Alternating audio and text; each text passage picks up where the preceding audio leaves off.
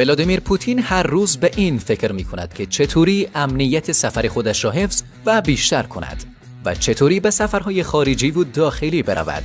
به نظر شما پوتین چطوری امنیت سفر خودش را حفظ می کند؟ تصور کنین که وقتی از خانه بیرون می روین، یک هلیکوپتر یا یک لیموزین فوق زرهی و سنگین و هواپیماهای شخصی ضد گلوله و کشتی‌های بسیار لوکس منتظرتان است و پیشرفته ترین فناوری‌های امنیتی و ارتباطی جهان هم در اختیارتان است. علاوه بر این امکانات خاص، باید اقدامات امنیتی بسیار ویژه‌ای هم برای محافظت از این شخص یعنی ولادیمیر پوتین وجود داشته باشد تا از خطر دور باشد. پس بریم ببینیم سفرهای علنی و مخفیانه ولادیمیر پوتین چطوری انجام میشه. پوتین برای سفرهای خارجیش 4 هواپیما در اختیار داره، ولی یکشان بسیار خاص است و زیادتر از او استفاده میکنه که از قدیمی ترین و بزرگترین شرکت‌های هواپیمایی روسیه است. الیوشین 96 و ارزش 500 میلیون دلار. و این هواپیما کرملین پرنده میگن از بس که مجهز است و به پوتین اجازه دسترسی به کشور و هدایت ارتش را هم میدهد. هواپیما به طور خاص بازسازی شده و ایمنی هواپیما به شدت افزایش پیدا کرده، مثل حفاظت ضد موشکی لیزری، رادارهای پرتاب و گمراه کننده پارازیت و سیستم‌های دفاعی ضد هوایی تا کمتر درگیر راهدارها باشد. وقتی پوتین با هواپیما به سفر می رود، 68 جوخه از جنگنده ها هواپیمای پوتین را تحت پوشش قرار می دهند. جالب است بفهمید که وقتی پوتین می خواهد به هواپیما سوار شود، 4 هواپیما که مثل هم دیگه هستند آماده می کنند و پوتین لحظه آخر تصمیم می گیره که کدامش از سوار شود و او 3 دیگه همراه پوتین به عنوان ذخیره پرواز می کنند. یعنی یک قسم گول زننده است. اگر بخوایم از داخل هواپیما براتون بگیم، داخل این هواپیما مثل هر چیزی است بجز هواپیما و استانداردهای بسیار بالای داخلش به کار رفته. داخل هواپیما از هنر روسی الهام گرفته و با طراحی کلاسیک دیزاین شده. این هواپیما قسمی طراحی شده که پوتین احساس کنه در خانه خودش است، نه در هواپیما. کرملین پرنده یک اتاق خوابی کلان و لوکس داره، همراه با اساسیه‌های بسیار مد بالا که در زیادتر اونا طلا به کار رفته. البته زیادتر قسمت‌های هواپیما هم با طلا طراحی شده. این هواپیما بسیار جالب است که تونستن یک باشگاه خصوصی هم داخلش طراحی کنن، چون پوتین از طرفدارهای سرسخت ورزش روی آسمان است. خب حالی ممکن است پوتین نتونه هواپیمایش جای پارک بکنه و زمینی هم سفر طولانی باشه و وقتگیر. پس با چه باید سفر کنه؟ پوتین مجموعه‌ای از هلیکوپترهای خاصی دارد که از جمله هلیکوپترهای میلی 8 هستند. میلی 8 یک چرخبال 2 ماشینه متوسط است که در زمان شوروی یعنی در سالهای 1960 طراحی شده و در سال 1967 به نیروی هوایی معرفی میشه. خب سفرهای ولادیمیر پوتین فقط با آسمان خلاص نمیشه و با توجه به سلیقه خوبی که داره، مجموعه‌ای از ماشین‌های لوکس و زرهی در کاروان اسکورت و شخصیش داره.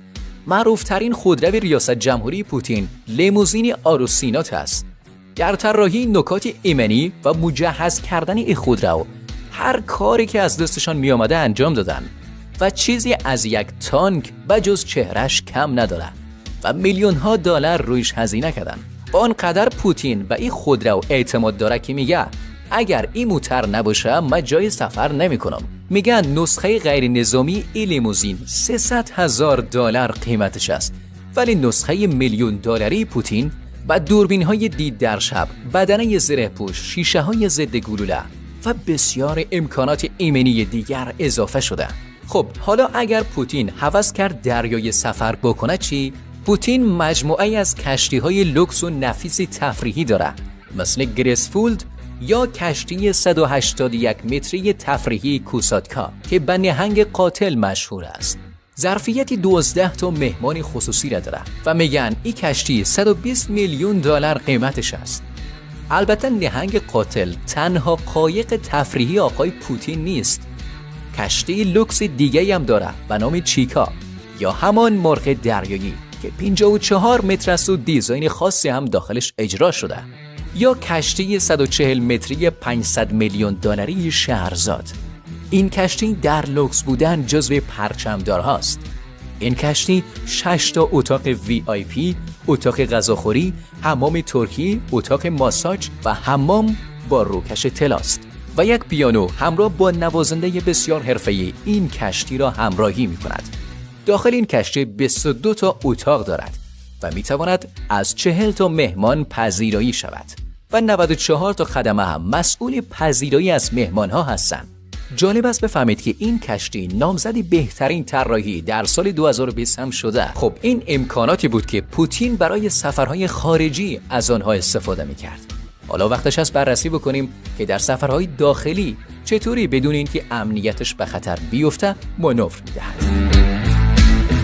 این قطار خاص و فوق زرهی ولادیمیر پوتین است. حالا شاید سوال کنین که پوتین این قدر امکانات برای سفر داشته، پس چرا قطار؟